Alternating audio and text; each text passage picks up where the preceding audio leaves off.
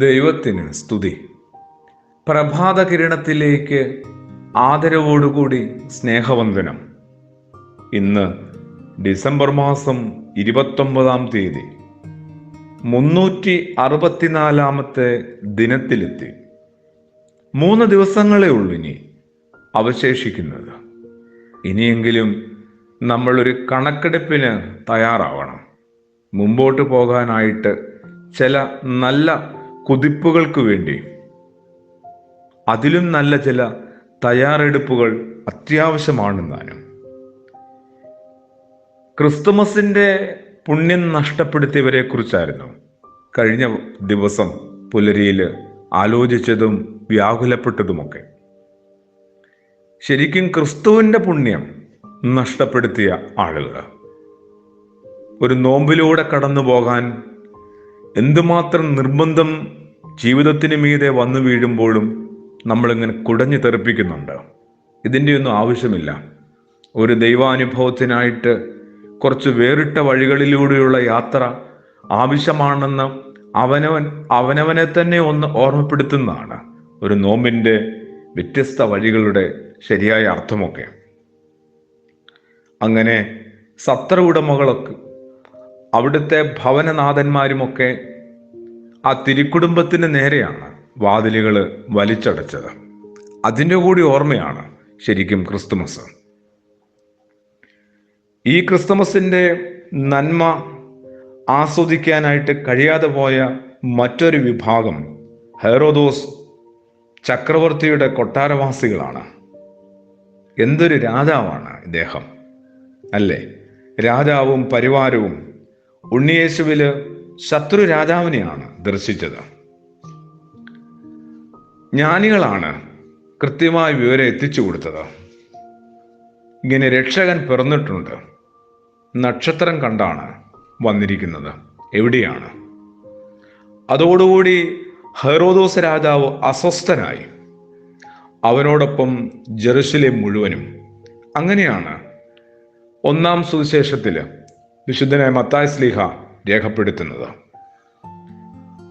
സർവജനത്തിനുണ്ടാകാനുള്ള ഒരു സന്തോഷത്തിന്റെ സദ്വാർത്ത അതെങ്ങനെയാണ് ഒരു രാജാവിനും കൊട്ടാരത്തിനും ഇത്രത്തോളം അസ്വസ്ഥത പകർന്നു കൊടുക്കുന്നത്?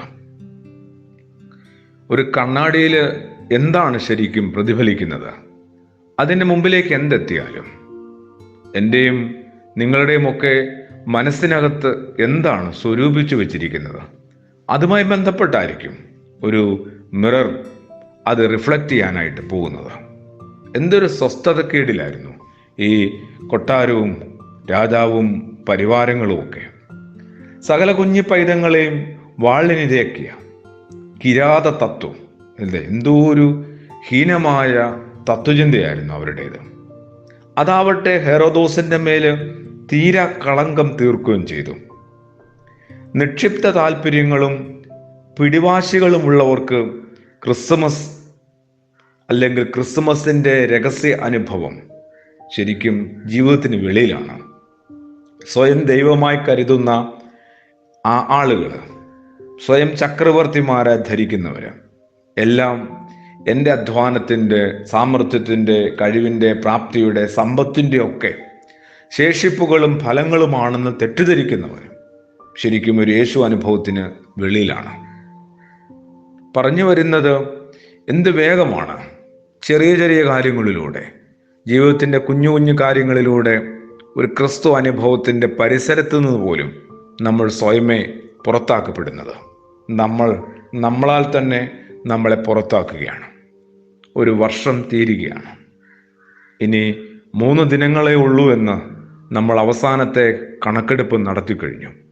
ജീവിതത്തെ കുറെ കൂടി ഭംഗിയുള്ളതാക്കാനായിട്ട് ആ യേശുവിൻ്റെ പിറവിയോട് ചേർന്ന് ജ്ഞാനികൾ രാജകൊട്ടാരത്തിൽ അറിയിച്ച ആ നക്ഷത്രത്തെ ഒന്ന് മെഡിറ്റേറ്റ് ചെയ്താൽ മതി. എൻ്റെ ജീവിതത്തിൻ്റെ ഏത് പാതിരാവിലും, എൻ്റെ ജീവിതത്തിൻ്റെ ഏത് ഏകാന്തതയിലും, എൻ്റെ ജീവിതത്തിൻ്റെ ഏത് കഷ്ടതയിലും പ്രതിസന്ധിയിലുമൊക്കെ യേശു അനുഭവം ഒപ്പം ഉണ്ടെങ്കിൽ എനിക്കൊരു വെളിച്ചത്തിൻ്റെ നക്ഷത്രം ഉണ്ടാവും. അതേത് പാതിരാവിൽ ആണെങ്കിൽ പോലും എന്നുള്ള ആ ക്രിസ്തുമസിൻ്റെ ഓർമ്മപ്പെടുത്തലിലേക്ക് എന്തുകൊണ്ടാണ് നമുക്ക് പ്രത്യാശയോടും പ്രാർത്ഥനയോടും കുറച്ച് കാത്തിരിപ്പോടും കൂടി പ്രവേശിക്കാനായിട്ട് സാധിക്കാതെ പോകുന്നത്? നക്ഷത്രം നമുക്ക് വേണ്ടി തെളിഞ്ഞു നിൽപ്പുണ്ട്. നമ്മുടെ ജീവിതത്തിൻ്റെ കഠിനമായ പാതിരാവിലും ഒന്ന് പ്രാർത്ഥനയോടുകൂടി പ്രവേശിച്ച് നോക്കിയാലും. ആമേൻ.